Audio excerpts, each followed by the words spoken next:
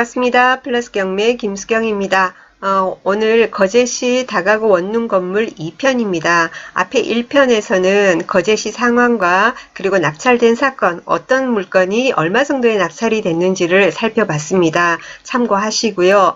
2편에서는 지금 진행 중인 사건 살펴보고자 합니다.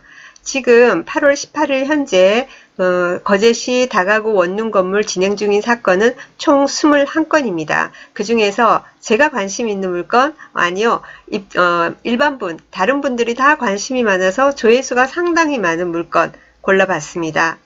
첫 번째로 2018 타경의 7667 사건입니다. 물건 번호 1번도 있고 2번도 있습니다. 1번부터 한번 보시겠습니다. 거제시 고현동 242-8번지입니다. 242-8번지고요. 전자지도 제가 열어보겠습니다. 위치 파악하시기 바랍니다. 화면 확대하시면 보이겠죠? 자, 여기가 거제시청입니다. 거제시청이고 거제공설운동장이고 여기 초등학교도 있고 여기 뭐 교육청도 있고 그러네요. 여기입니다. 이 위치에 있는 겁니다. 이 위치에 있습니다. 자, 그러면 한번 어느 정도 규모인가 한번 볼까요? 토지 면적이 약 82.5평입니다. 82.6평 정도 되고요. 건물 면적이 연면적이 106평입니다. 106평이고 감정가는 약 9억 800입니다. 9억 800. 그리고는 유찰이 거듭돼서 이번 9월 11일 날, 다음 달 9월 11일 날 경매 진행하는데 감정가 대비 33%인 2억 9,753만 1,000원입니다. 3억도 안 되는 물건입니다. 아이고, 그죠? 다가구 원룸 건물이, 통건물이 최저가가 3억이 안 됩니다. 거기다가 토지도 82.5평이고, 다른 데도 아니고 고현동인데. 아이고, 사진 한번 볼까요? 건물 외관을. 건물 외견 한번 보겠습니다. 보이십니까? 그죠? 예쁘게 지어놨죠? 그죠? 몇 개 건물이 보입니다. 똑같이 생긴 원룸 건물이. 그죠? 그렇습니다. 자, 그러면 사진은 닫고요. 그러면 한번 이렇게 건물 봅시다. 1층은 아까 주차장이 있죠. 그러니까 그 옆에 계단실이니까 약 4평이 조금 못 되고 2층, 3층, 4층에서 각 층이 37평이 조금 넘습니다. 2층, 3층이 그렇고 4층이 조금 더 적고요. 27.452평 이렇게 되고요. LPG 가스보일러 난방이랍니다. 사용 승인 2017년 5월 11일. 그죠? 보존 등기 2017년 8월 30일. 2년밖에 안 됐다, 그죠? 2년밖에 안 된 건물입니다. 새 건물이에요, 그죠? 아직까지. 그러다 보니까 어제 그 앞에 1편에서는 보면은 임차인이 원룸 건물에 뭐 임차인이 11명, 12명, 13명 막 이랬잖아요. 근데 여기 같은 경우에는 2017년도 벌 2년 전에도 거제 경기가 굉장히 안 좋아진 상태잖아요. 그 상태에서 이제 이렇게 준공이 되다 보니까 뭐 임차인이 제대로 있겠습니까? 지금 임차인 현황 해가지고는 한 사람이 보이긴 하는데 전입 날짜 2018년 6월 11일 돼 있는데 뭐 확정이나 배당 요구 이런 게 없기 때문에 뭐 임차인인지 아닌지는 알 수가 없는 상태입니다. 등기부 보겠습니다. 2017년 8월 30일 날 소유권 보존 이렇게 됐고요. 그리고 나서 2018년 7월 13일 날 근저당이 있습니다. 원래는 거제 수협이네요. 그죠? 거제 수협에서 채권이 양도됐습니다. 대부로 이제 대부회사로 이제 됐고 어쨌거나 여기 2018년 7월 13일 날 근저당이 말소 기준 등기입니다. 7월 13일 날. 아까 여기 전입된 사람 2018년 6월 11일 돼 있습니다. 날짜상으로는 뭐죠? 말소 기준 등기보다 약 한 달이 빠릅니다. 그죠? 외견상으로는 대항력 있는 임차인의 어떤 조건을 갖추고 있죠. 그래서 임차인인지 아닌지에 대해서는 조사가 있어야 되겠지만 보통 금융권에서 대출이 나갈 때 선순위 임차인이 있는 경우에는 통상적으로 나가지가 않거든요. 하지만 확인은 필요한 부분입니다. 정확하게 하는 게 좋은 거죠. 명확하게. 자, 토지 등기부 보겠습니다. 건물 등기부는 그렇고 토지 등기부 보니까 여기는 뭐죠? 2014년 3월 28일에서 있습니다. 2014년 아, 그렇군요. 토지 쪽으로. 네. 여기 토지 등기부는 2014년 3월 28일. 역시 수협이고, 그 다음, 뭐, 지상권이 돼 있습니다. 여기, 금융기관에서 이렇게 담보대출하면서 설정해 놓은 지상권 같은 경우에는 나중에 자기들이 배당받으면서 다 소멸을 해주니까 이런 부분은 염려 안 하셔도 돼요. 여러분 공부하시면서 뭐, 법정 지상권 막 이런 거 본 거하고 거의 비슷하게 생각하면서 고민할 부분은 없습니다. 소멸되니까 걱정 안 하셔도 됩니다. 그 다음에 뭐, 압류 있고 여러 가지 그렇고 역시 이제 근저당권자가 이제 경매가 지금 들어와 있는 상태입니다. 그런데 여기 한번 보시겠습니다. 유치권이 있다고 나오거든요. 2019년 1월 8일 날, 2019년 1월 8일 날, 뭐 7억 6천 얼마에 대해서 유치권 신고가 있으나 그 성립 여부는 불분명하고, 이제 유치권자가 이제 저기를 뭡니까? 내가 유치권이 있다고 신고를 한 거예요. 경매는 언제 들어왔죠? 2018년 7월 24일 날 들어왔습니다. 근데 그 다음에, 그러니까 올 1월 달에 유치권 신고가 있습니다. 자, 그렇게 하니까, 그 경매 신청 채권자, 그죠? 여기서는 대부회사죠. 대부회사가 뭘 했냐면은, 자, 이 유치권 신고자의 서명이 들어간, 유치권 포기 각서를 첨부하여, 유치권을 포기한다고 했답니다. 그 각서를 첨부하여 2019년 1월 14일 유치권 배제 신청서를 제출함했습니다. 그죠? 자, 그러니까 유치권 이제 배제가 된 거예요. 유치권 아니랍니다. 그렇게 하고 또 이제 그 경매 신청한 채권자 측에서 또 제보가 있는 겁니다. 경매 신청한 채권자 같은 경우에는 이 유치권에 대해서 자기들의 액션을 하지 않고 가만히 있으면 일반인들 같은 경우에 이거 유치권 성립이 되면 어떡하지? 유치권에 대해서는 배당이 되는 게 아니고 낙찰자가 인수해야 하는 거거든요. 유치권이 성립한다면.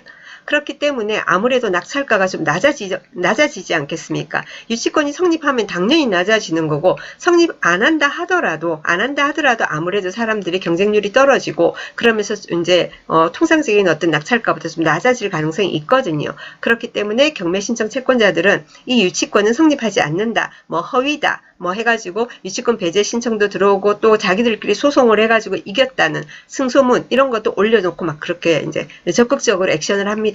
그래야지 사람들이 안심하고 입찰에 참가해서 높은 가격으로 낙찰이 되고 그래야 자기들이 채권 회수가 가능한 거 아니겠습니까? 그래서 이렇게 채권자들이 이제 열심히 합니다. 그래서 유치권이 들어온 사건에 대해서 좀 불안하시고 좀 확인하고 싶고 내 나름 공부한다고 해가지고 내가 분석하기로는 아닌데 하더라도 뭔가 확인을 더 하고 싶고 그러시면은 경매 신청 채권자 쪽으로 여러분이 컨택을 하셔서 이렇게 문의를 하시면은 도움되는 답변을 많이 들으실 수 있을 겁니다. 이 사건 역시도 이제 채권자가 적극적으로 움직여가지고 이렇게 이제 유치권이 아닌 겁니다. 여기 같은 경우에 제가 처음에 물건번호 1번 있고 2번이 있다 했습니다. 근데 물건번호 3번은 이미 낙찰이 됐거든요. 그래서 그 채권자가 이제 제보를 한 겁니다. 물건 3번에 관한 제보. 낙찰된 3번 물건의 낙찰자가 청구한 인도명령 2018 타인 111에 관한 강제 집행이 7월 22일 완료되었습니다. 자, 이제 유치권자는 이제 유치권은 성립 안 한다고 했습니다. 유치권은 성립 안 한다고 이렇게 됐어요. 자, 그렇다고 해서 그 사람들이 뭐냐면은 유치권자 같은 경우는 점유를 하고 있지 않습니까? 그런데 그냥 알았어요 하고는 그냥 비켜드릴게요 하고 점잖게 나가지는 않았겠죠. 대부분은 그렇지 않습니까? 돈을 요구할 거 아닙니까? 그죠? 뭐 일반적인 뭐 아파트, 빌라 이런 데도 보면은 자기들이 아무런 대항력이 없고 그런 뭐 임차인이나 소유자 같은 경우에도 이사비를 요구하고 실랑이를 우리 벌이고 하지 않습니까? 그렇기 때문에 여기 같은 경우에는 3번이 낙찰이 이미 됐는데 그 3번이 이제 그래서 인도명령을 신청했답니다. 이제 강제 집행의 첫 발이 인도명령 아닙니까? 그래서 이제 인도명령 신청을 해서 예를 들면은 이 사람들이 정말 유치권자고 뭐하고 소송을 해야 되고 이런 것 같으면은 법원에 이제 인도명령이 내려지지 않습니다. 그런데 법원에서 인도명령 결정을 해준 거예요. 그래서 그 인도명령 2018 타인 뭐 이 사건에 대해서 이제 인용이 돼가지고는 뭡니까? 강제 집행까지 7월 22일 날 완료되었다고 합니다. 자. 2018 타인 요 사건 이제 111은 낙찰자가 유치권자를 상대로 청구한 인도명령이고 유치권 주장하는 자가 항고하였지만 기각되었고 현재 건물의 상태는 인도명령 완료 후 강제 집행까지 완료된 상태라는 내용의 제보가 있으니까 참고하시기 바랍니다. 이 제보자는 누구요? 대부회사, 경매 신청한 대부회사입니다. 그래서 오늘 지금 8월 18일이지 않습니까? 8월 5일날 제보가 된 겁니다. 그리고 또 유치권 해서 있어요. 2019년 1월 25일자, 1월 25일자로 경매 처음에 뭡니까? 경매는 2018년 7월 24일 날 이제 경매가 들어왔는데 유치권 신고가 언제 있었다고 했죠? 2019년 1월 8일 날 있었다고 했습니다. 자, 그럼 1월 8일 날 유치권이 들어오니까 여기 채권자 굉장히 적극적이고 마음에 드네요. 2019년 1월 25일자로 경매 유치권 신고 들어오니까 그 허위 유치권자에 대해서 1월 25일자로 거제경찰서에 경매 입찰 방해죄명으로 유치권 신고자에 대한 고소장이 접수된 상태라는 추가 제보가 있으니까 참고하시기 바랍니다. 이거는 이제 2월 7일 날 이제 이 대부에서 제보를 한 거예요. 그러고 나서 성립하지, 이제 포기한다라는 거죠. 포기한다라는 또 각서도 받고 이런 식으로 해결이 된 겁니다. 그래서 1월 8일자로 유치권 신고가 접수되어 있으나 2014년 작성된 유치권 포기 각서가 있다는 내용의 제보가 있으니 입찰 전 확인해 보시기 바랍니다. 유치권 배제한다라는 그 내용이 처음부터 있었다라는 그 내용이 나옵니다. 그래서 마찬가지겠죠? 물번 3번에 관한 거에서 그러니까 마찬가지일 겁니다. 1번, 2번도. 그래서 여러 가지 이 사건에 대해 유치권에 대해서 궁금하신 분은 경매 신청 채권자한테 그러니까 대부회사 쪽으로 문의를 하시면 답변을 잘 들을 수 있을 것 같습니다. 크게 염려할 내용도 또 아니고요. 그렇습니다. 어쨌거나 지금 감정가가 약 8억 7,800이 조금 안 되는데 지금 감정가 대비 33%까지 떨어져 있고요. 그렇습니다. 아까 이거 전입돼 있는 사람 날짜상으로 대학력이 있어 보이는 이 사람 같은 경우에는 또 뭡니까? 이 사건 같은 경우에는 저기 하시면 돼요. 여러 가지 저한테 물론 의뢰를 하시면은 제가 빈틈없이 권리분석서 작성해서 해드리고 만약에 제가 작성해드리는 권리분석서하고 다른 부분이 발생해가지고 무슨 금전적으로 피해를 입게 된다 그러면 제가 다 배상을 해드립니다. 저희 법원 매수 신청 대리인들은 그렇게 돼 있습니다. 그런데 그것도 의뢰하려면 소장님 돈 드는 거 아닙니까? 나는 혼자서 할래요. 그럼 혼자서 하실 것 같으면 경매 신청 채권자한테 확인하시고 적정한 금액의 시세 대비해서 입찰하시고요. 그 시세 대비해서는 뭡니까? 임대료가 어느 정도 될 건지 앞으로 여러 가지 거제시장, 부동산 시장이 어떻게 될 건지에 대해서 조사를 많이 하신 다음에 적정 금액으로 입찰을 하시고 낙찰되고 나면은 명도도 잘 하시고 그러시면 됩니다. 아시겠죠? 그러면은 1번 봤고요. 역시 그 옆에 있는 2번 보겠습니다. 같은 거예요. 같은 겁니다. 자, 물건 번호 2번입니다. 이 물건 같은 경우에는 감정가가 조금 더 셉니다. 11억 2172만 4030원.